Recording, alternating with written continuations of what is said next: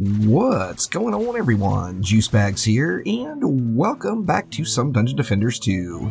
This is my very first hero spotlight of the newest era of DD2, and it's lacking a name, so I am just going to refer to it as the Poison Era. Now, this is the Petrifying Frozen Shockbot. Yep, I added a few more words to the title, and boy, this particular build is just amazingly effective. Now, it does combine just an incredible amount of crowd control with nothing that's going to be record-breaking DPS numbers, but some pretty quality DPS numbers that are able to clear any lane and handle really any bosses up to the, say, floor 100 range. You get past floor 300, you may want to start fine-tuning the build a little bit more. Now, as with all of my hero spotlights and defense spotlights, there is a ton of mods in the game, and there's a ton of shards in the game, which means there's just lots of different ways to do things, and this is just an example of how I build this hero. By all means, swap things out and customize the build to make it more your own. Now, getting to the title of this particular build, Petrifying Frozen Shockbot. Now, there's 3 crowd control elemental combos in DD2 that are just amazingly effective. And they are, first off, Electrocute, which is combining the drenched status on enemies with storm damage. Then there is the Frozen combo, which is combining the drenched status on enemies with frost damage. And then, last but not least, there is the Petrify combo, which is combining the poison status on enemies with earth damage. All 3 of these individually are just amazing forms of crowd control in the game. This particular build makes it so that you can proc all 3 of them just on your hero without the help of anyone else or any defenses. So let's go ahead and hop right on into the build. Now, first things first, there is really only a few required shards or mods on the build, and we'll get to those as we come with them. Now, let's look at the 3 different combos. First off, we've got the Electrocute Combo. How we are creating the Electrocute Combo is by using the Drenching Strike Shard along with the Beacon of the Storm Shard. Beacon of the Storm is from Chaos 4, and Drenching Strikes is from the campaign. By combining these 2 shards, we can self-create the Electrocute Combo just through our normal fire. Now, moving right on to the Frozen combo. Frozen requires Drench, which of course we're getting from Drenching Strikes, and then Frost damage on top of it, which we're going to be able to get from Frostfire Remnants.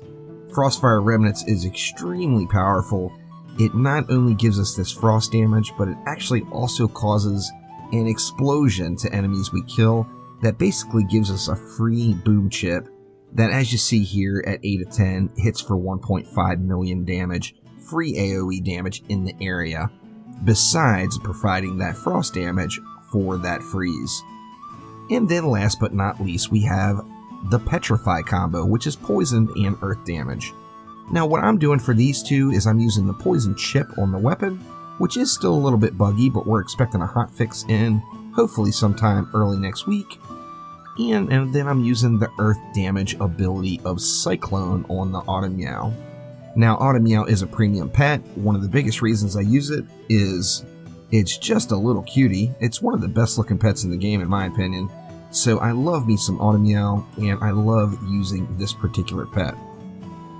Now, if we look at Automeow's ability description, Cyclone increases speed by 50% and attacks deal 155% bonus earth damage for 6 seconds.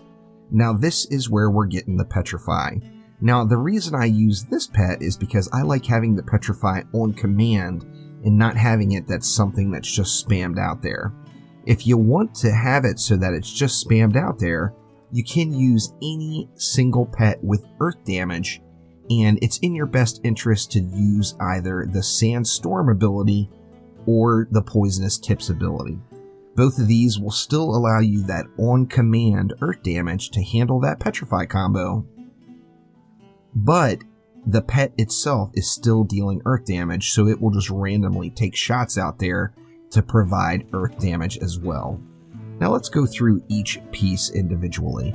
Now, as I get to the shard or the mod, I'll let you know if it's required. However, there's not a lot of required stuff in this build, and although the real power of this build comes at Chaos 7 when you get the charged shot shard, you can use this build all the way through your experience just by focusing on your hero damage stat.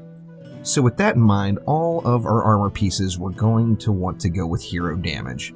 So I've got hero damage as the secondary stat on each armor piece, and then hero health on my weapon. Weapons, you're going to want to use the Mcmanus Projector. The reason I say the Mcmanus Projector is really, as far as DD2 weapon canisters, you've got two premium canister types. Now the weapon itself doesn't matter. As you see, I'm using the Protean canister.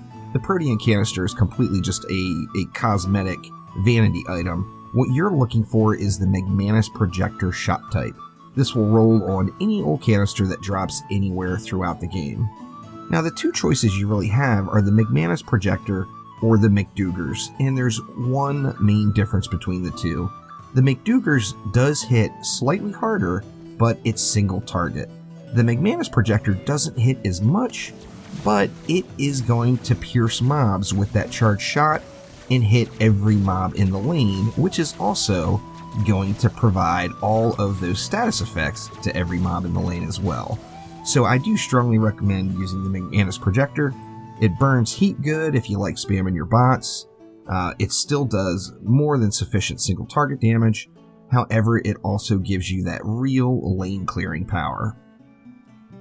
Now looking at the helmet, on every armor piece I went with triple chip, healthy power chip, and power chip. The EV2 does not benefit from mana burn damage, so you can't throw in mana burn damage. Doesn't benefit from, say, buff damage, so you can't use the buff damage chip. And I like to use this character as my primary, so I'm not going to be swapping into this character, which means swap damage wouldn't be the best mod to use. Now, all of your mods you do want on your armor to be focused on hero damage. It's 100% a hero damage build, and focus everything you can on hero damage. Now, triple chip is with the Mcmanus Projector. If you're using the McDougars and you decide you want to go with that single target route, then you're going to want to replace that with single chip. So Mcmanus is triple chip, McDougars is single chip, and you want that triple chip, healthy power chip, and power chip on every single piece of your armor. Now looking at the mods on the weapon, I've got Poison Chip, Piercer Chip, and Frostfire Remnants. Now Frostfire Remnants can only be found on the Drakenfrost Keep map, and it is on a weekly rotation. It only drops 1 week out of the month. However, during that week, it's a 100% drop chance during that week on Drakenfrost Keep. So head on over to Drakenfrost Keep when Frostfire Remnants is there, or you can pick one up in the market just buying one from another player. Taking a look at the shards on the head, none of these are required shards. Use any shards you want on the headpiece. What I am using is Worm Scarf, Electric Retribution, and Mana Capacitor. I'll get into why I use Mana Capacitor later, but this is about the most valueless or least valuable shard in this entire setup. However, these are the three I'm going with. Part of that is also just from a lack of quality head shards for a hero damage EV2. Now on the gloves, I'm using Critical Strike, a Beacon of the Storm, and Big Boy. Now Big Boy allows you to pop down a grab bot that's going to do 1300% hero damage to enemies in that area. Actually in double the normal area, which means you're going to do 13 times whatever your hero damage stat is here. It actually hits quite hard, and as you see, it can, if it crits, it can dish out over 20 mil damage. With my Chaos 7 setup, non-crit, as you saw there, was 14 mil. That's going to be the first bot every time, so if you'd like to spam bots, make sure you blow the bot up before you spam another. You see there was a 23 mil on that one. Let's see what we get here. There's another 23 mil. So blow your bots up before you place a second bot, as your second bot will not be a big boy, and you of course are looking for that big boy itself. There is a required shard on the gloves, and that is Beacon of the Storm. Beacon of the Storm is where your storm damage is going to come from. It drops in Chaos 4 shard packs, and Beacon of the Storm will provide the storm portion of that Electrocute combo. Moving right along to the chest. Once again, none of these shards are required. However, the Power Gambit shard is highly suggested. Increases your hero damage by 58%, but increases damage taken from enemies by 12%. So you're going to take slightly more damage, but your hero damage is going to get a nice little buff there. As I mentioned, none of these are required. I do suggest Power Gambit, and in addition to that, as you push higher and higher in Onslaught, I would suggest getting rid of Retribution and picking up Taser Suit as well. Taser Suit is, of course, a Chaos 8 shard, and is going to drop in the higher Onslaught floors, starting at around floor 30 or 35.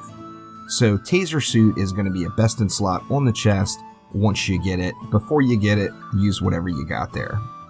And then in the boots, once again, we've got a huge deficiency in boot shards. I left these slot empty, as you can literally use anything you want here. You are going to want Speed Boost, as it is just the greatest quality of life shard in the game. It drops at campaign, everybody's got a ton of them. Get you that speed boost going. Now on the weapon itself, Charged Shot is the required shard. Now the bad part about this is it's a Chaos 7 shard, so although you can use this build just focusing on hero damage as you climb up through your progression of Dungeon Defenders 2, you're going to get a strong boost in power when you get to Chaos 7 and you get this Charged Shot shard. What the Charged Shot shard is it gives your secondary attack, which is that big ol' mean globe right there, a chance to proc on every single shot that you fire.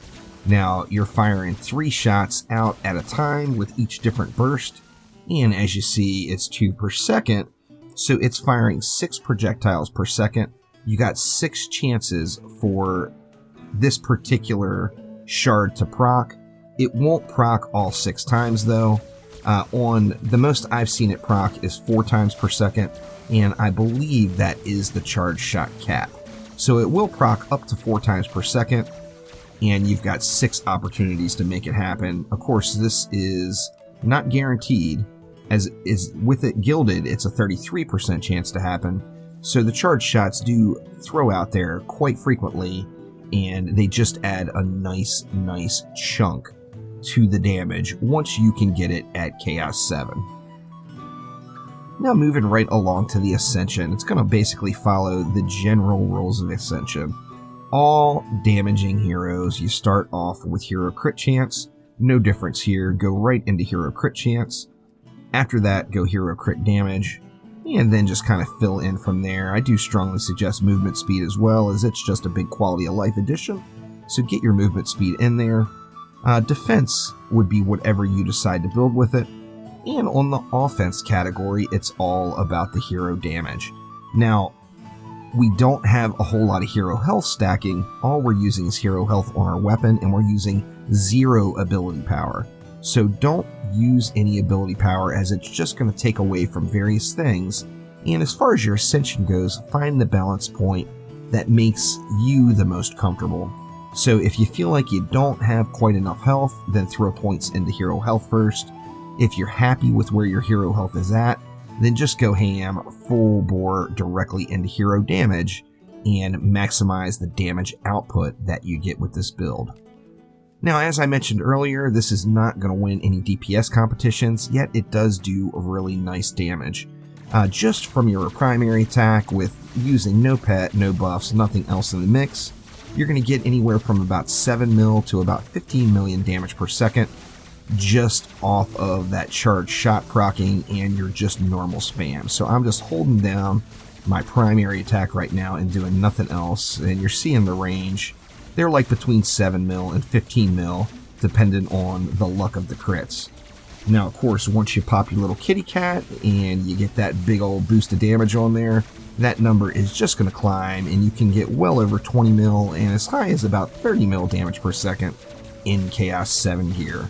Of course, this is a full Chaos 7 build. I'm not trying to show you all anything that's Chaos 8 But obviously, once you get these upgraded all the way to Chaos 8 for very end game, you're going to get even an increased damage boost on top of that that's going to be able to take you into that 40 to 50 million DPS range with your pet active.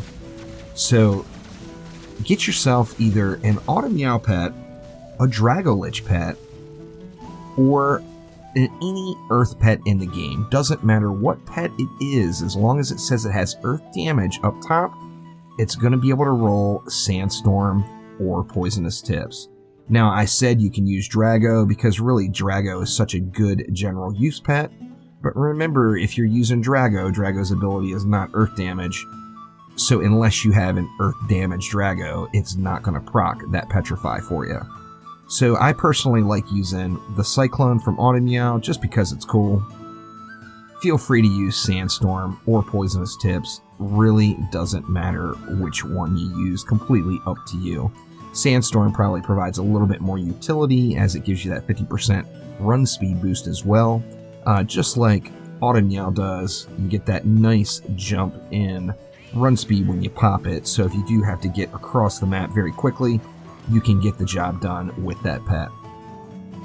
So if you have any questions about how to build out your EV2 Petrifying Frozen Shockbot, please let me know down in the comments below.